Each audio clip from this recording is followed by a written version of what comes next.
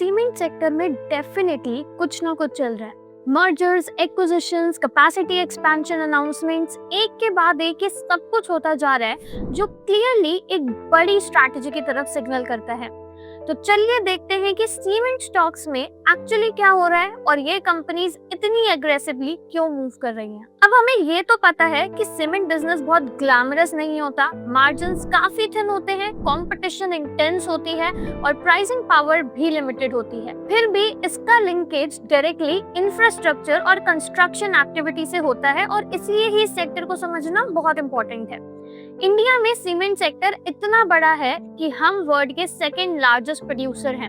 सिर्फ चाइना हमसे आगे है, लेकिन फिर भी पर पर्सन सीमेंट कंजम्पशन सिर्फ अराउंड 300 किलोग्राम का है, जो ग्लोबल एवरेज 500 किलोग्राम प्लस से काफी कम है। इसका मतलब तो क्लियर है कि ग्रोथ का स्कोप अभी भी काफी ज्यादा है, क्योंकि इंफ्रास्ट्रक्चर और हाउसिंग के सपने अभी भी पूरे नहीं हुए हैं। तो इस वीडियो में हम सीमेंट सेक्टर का एक डीप एनालिसिस करने वाले हैं। क्या चेंज हो रहा है, कौन से फैक्टर्स ग्रोथ को ड्राइव कर सकते हैं और फ्यूचर रिटर्न किस चीज पर डिपेंड करेगा। तो इस एनालिसिस को अच्छे से समझने के लिए एंड तक बने रहना, बिल्कुल सीमेंट की तरह। तो शुरू करते हैं, लेकिन आज हम सीधा मेन टॉपिक पे नहीं, इसको समझने के लिए हम थोड़ा पीछे से स्टार्ट करेंगे। तो एक टाइम था जब ये इंडस्ट्री आज जितनी एफिशिएंट, स्ट्रीमलाइन और एडवांस्ड है उतनी नहीं थी। प्रोसेसेस काफी स्लो थे, रिसोर्सेज बहुत लिमिटेड थे और ग्रोथ का पेस काफी स्लो था।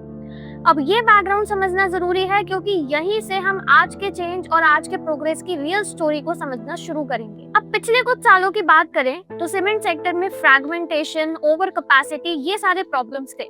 मतलब सप्लाई डिमांड से ज्यादा थी और कैपेसिटी यूटिलाइजेशन सिर्फ अराउंड 65% था। तो इतनी कैपेसिटी आइडल थी कि मतलब प्राइसिंग पावर वीक था, मार्जिन्स थिन थे और सेक्टर इन्वेस्टर्स के लिए थोड़ा बोरिंग और साइक्लिकल था। ऊपर से रीजनल प्लेयर्स अपने अपने मार्केट में प्राइस वॉर्स करते रहते थे। तो historically cement companies consistent profit generate करने में काफी स्ट्रगल करती थी। लेकिन अब ये इंडस्ट्री एक क्लियर शिफ्ट से गुजर रही है, जो कि कंसोलिडेशन और मॉडर्नाइजेशन ड्रिवन है। अब अगर मैं पिछले 2-3 सालों में देखूं तो एक मीनिंगफुल कंसोलिडेशन हुआ है। आज top 4 cement companies total capacity का 58% अकाउंट करती हैं और 3 साल पहले ये नंबर था अराउंड 48%। तो ये एक बड़ा चेंज है, क्योंकि जब मार्केट कुछ बड़े प्लेयर्स के हाथ में होता है तो प्राइसिंग डिसिप्लिन और ऑपरेशनल एफिशिएंसी बेटर हो सकती है। इसके ऊपर नए प्रमोटर्स का एग्रेसिव अप्रोच भी स्ट्रक्चरल चेंज ला रहा है, जैसे कि अडानी ग्रुप ने एसीसी और अंबुजा को एक्वायर करके सेक्टर का एक लैंडस्केप ही चेंज कर दिया। उसके बाद ओरिएंट सीमेंट, सांघी सीमेंट, पेना सीमेंट भी एक्वायर किए रैपिड स्केल अप के लिए। बिरला ग्रुप में अल्ट्राटेक लीडर है, श्री और डालमिया जैसे प्लेयर्स भी एक्सपैंड कर रहे हैं। तो ये कंसोलिडेशन की जो एक वेव है वो हमें क्लियरली दिख रही है। लेकिन ये शिफ्ट यहाँ पर सिर्फ ओनरशिप का नहीं है, टेक्नोलॉजी और कॉस्ट स्ट्रक्चर का भी है। आज प्लांट्स में ऑटोमेशन आ रहा है। अडानी सीमेंट ने CIMOC यानी कि cement intelligent network operation centre launch किया है, जो एक AI बेस्ड ऑप्टिमाइजेशन के थ्रू सप्लाई चेन और ऑपरेशंस को मॉनिटर करेगा। एनर्जी एफिशिएंसी के लिए WHRS यानी कि वेस्ट हीट रिकवरी सिस्टम भी इंस्टॉल हो रहा है। तो इंडस्ट्री वाइड पावर और फ्यूल कॉस्ट 10 से 12% रिड्यूस हुए हैं और EBITDA पर टन अराउंड 1000 रुपए के आसपास आ गया है। रफली 200 रुपए per ton year on year improvement हुई है। गवर्नमेंट पुश की बात करें तो वो भी इस सेक्टर में क्लियरली विजिबल है। सितंबर 2025 में सीमेंट पर GST 28% से रिड्यूस करके 18% कर दिया गया और इससे 50 किलोग्राम का जो सीमेंट बैग था वो 30 से 35 रुपए सस्ता हो गया। अच्छी बात यह है कि कंपनीज ने ये बेनिफिट कस्टमर को पास ऑन भी किया। कंस्ट्रक्शन कॉस्ट रिड्यूस हुई, साथ ही गवर्नमेंट केपेक्स का एक स्ट्रॉन्ग टेलविंड भी हम क्लियरली देख पा रहे हैं। अब अगर मैं फाइनेंशियल ईयर 25-26 की बात करूं तो वहां एक कैपिटल इन्वेस्टमेंट आउटले हमें दिखा अराउंड 10 लाख करोड़ का। सिर्फ रेलवेज के लिए अराउंड 2.4 लाख करोड़ एलोकेट हुए। Mumbai Ahmedabad bullet train project में daily 20,000 cubic metric cement use हो रहा है। भारत माला, सागर माला, मेट्रो एक्सपेंशन और हाउसिंग स्कीम्स के चलते एक्सपर्ट्स बिलीव करते हैं कि फाइनेंशियल ईयर 26 में ये डिमांड 7 से 8% ग्रो हो सकती है। अब एक प्रैक्टिकल लर्निंग समझिए कि सीमेंट कंपनीज कभी 100% यूटिलाइजेशन पर ऑपरेट नहीं करती। इंडस्ट्री का जो नॉर्मल एवरेज है वो 70 से 80% है। क्यों? इसके 3 मेन रीजंस हैं। सबसे पहला है सीजनैलिटी। तो मॉनसून में कंस्ट्रक्शन काफी स्लो डाउन हो जाता है और सीमेंट की जो शेल्फ लाइफ होती है वो अराउंड 60 डेज की होती है और आप एक्स्ट्रा सीमेंट बनाकर महीनों तक स्टोर नहीं कर सकते। इसलिए सीमेंट कंपनीज मॉनसून में प्रोडक्शन इंटेंशनली स्लो डाउन कर देती है। सेकंड है operational reality. Cement manufacturing continuous heavy process होता है, मेंटेनेंस, ब्रेकडाउन, बॉटलनेक्स ये सब आते रहते हैं प्रॉब्लम्स। इसलिए जो प्रैक्टिकल यूटिलाइजेशन है वो थ्योरेटिकल कैपेसिटी से थोड़ा कम होता है। Then comes the regional demand supply. तो सीमेंट एक लो वैल्यू बट एक हाई वॉल्यूम प्रोडक्ट है। डिस्टेंस बढ़ने पर फ्रेट कॉस्ट मार्जिन खा जाता है और इसलिए ऑल इंडिया यूटिलाइजेशन से ज्यादा रीजनल नेटवर्क यहाँ पर बहुत मैटर करता है। और यहीं से हमें केपेक्स का सेकंड लेयर समझ में आता है। इस साइकिल का केपेक्स सिर्फ कैपेसिटी बढ़ाने के लिए नहीं बल्कि राइट प्लेस पर राइट टाइप की कैपेसिटी लगाने के लिए है। इसलिए ग्राइंडिंग यूनिट्स का शेयर स्टेडीली बढ़ रहा है। इंटीग्रेटेड प्लांट में क्लिंकर और सीमेंट सेम लोकेशन पर बनता है। स्प्लिट ग्राइंडिंग मॉडल में क्लिंकर माइंस के पास और ग्राइंडिंग कंज्यूमर मार्केट के पास होती है और इस मॉडल का केपेक्स और जेस्टेशन लोअर होता है और फ्रेट कॉस्ट नेचुरली कम होती है। तो एक्सपेक्टेड है कि जो नई कैपेसिटी है उसका 2/3 ग्राइंडिंग फॉर्मेट में आएगा। अब मान लीजिए आप बिजनेसमैन हैं और आप वो बिजनेस चूज करेंगे जहां पर प्राइस कमांड कर सकते हैं, लेकिन सीमेंट में ये लग्जरी आपके पास नहीं होती। तो प्रॉफिट कहां से आएगा? इसका आंसर है हार्डवेयर से, कॉस्ट कंट्रोल से। जो कंपनीज लॉन्ग टर्म में आउट परफॉर्म करती हैं उनका फोकस सिर्फ एक चीज पर होता है और वो है cost discipline. Raw material, power fuel efficiency, freight optimisation ये 3 की लीवर्स हैं। रॉ मटेरियल में बेसिकली लाइमस्टोन क्रिटिकल इनपुट होता है, around 85% raw material cost.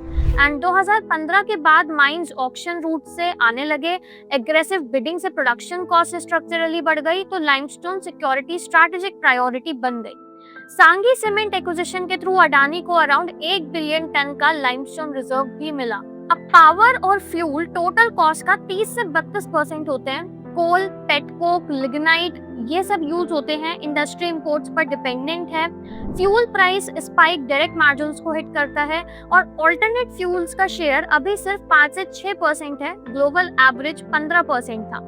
TSR यानी कि थर्मल सब्स्टिट्यूशन रेट एक इम्पॉर्टेंट मेट्रिक है क्योंकि जितना हाई TSR होता है उतना बेटर होता है। फॉर एग्जाम्पल डालमिया का TSR फाइनेंशियल ईयर 22 में 13% से फाइनेंशियल ईयर 23 में 17% हो गया और अल्ट्राटेक का अराउंड 5% और अंबुजा का अराउंड 6%। अल्ट्राटेक के पास फाइनेंशियल ईयर 25 तक 342 मेगावाट WHRS कैपेसिटी है और अंबुजा के पास अराउंड 218 मेगावाट। इससे पावर कॉस्ट रिड्यूस होती है।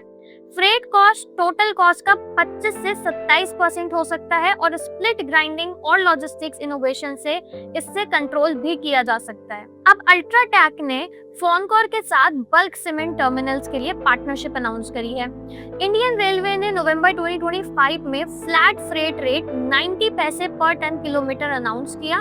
और अब मैनेजमेंट इनसाइट्स की बात करें तो अंबुजा मैनेजमेंट के अकॉर्डिंग क्वार्टर 2 डिमांड अराउंड 4% थी, लेकिन फुल ईयर आउटलुक 7 से 8% तक इंटैक्ट है। जेके सीमेंट के भी काफी सिमिलर व्यूज हैं। अंबुजा कैपेसिटी 107 MTPA से फाइनेंशियल ईयर 28 तक 155 MTPA टारगेट कर रहा है, लार्जली ब्राउनफील्ड रूट से। कंसोलिडेशन का इम्पैक्ट ग्राउंड पर दिख रहा है और पेना और ओरिएंट सीमेंट इंटीग्रेशन काफी फास्ट हुआ है। श्री सीमेंट फॉलो कर रहा है volume focus strategy. Premium mix 15% से 21% करने का प्लान है। अब अगर हम रिस्क को भी समझें तो फाइनेंशियल ईयर 25 कैपेसिटी 668 MTPA से फाइनेंशियल ईयर 30 तक 915 से 925 MTPA हो सकती है। डिमांड फाइनेंशियल ईयर 30 तक 670 to 680 मेट्रिक टन हो सकती है और AGR 7.5 से 8.5%। बाय फाइनेंशियल ईयर 30 डिसिप्लिन और एग्जीक्यूशन मार्जिन प्रोटेक्शन डिसाइड करेगा। अब CCI का फोकस सीमेंट सेक्टर पर रहता है क्योंकि पास्ट में कार्टेलाइजेशन इश्यूज आए हैं, पेनल्टी रेवेन्यू का 10% तक हो सकता है और फ्यूल और रॉ मटेरियल प्राइसेस काफी वोलेटाइल हैं, कॉस्ट स्पाइक पर मार्जिन प्रेशर में आ जाते हैं। और सीमेंट सेक्टर एक एग्जीक्यूशन लेड बिजनेस है, रिटर्न्स स्केल होंगे, कॉस्ट डिसिप्लिन, कैपिटल एलोकेशन ये सब पर डिपेंड करता है। कंसोलिडेशन, डिमांड विजिबिलिटी और एफिशिएंसी इंप्रूवमेंट के साथ ये सेक्टर स्ट्रक्चरली काफी स्ट्रांग हो रहा है। लॉन्ग टर्म में वही प्लेयर्स आउट परफॉर्म करेंगे जो कि साइकिल, कॉस्ट और कैपेसिटी डिसिप्लिन तरीके से मैनेज करेंगे। अगर आपको ये सेक्टर एनालिसिस वैल्यूएबल लगा हो तो इस वीडियो को लाइक, शेयर एंड सब्सक्राइब करें। Also for deep dive insights and analysis like this for any other sector you can subscribe to our channel and मुझे कमेंट्स में बताइए कि आगे आप कौन से सेक्टर का एनालिसिस चाहते हैं and I try to make video on that sector also. मिलते हैं नेक्स्ट वीडियो में। इन्वेस्ट करने से पहले सारे रिलेटेड डॉक्यूमेंट्स को ध्यान से पढ़ें।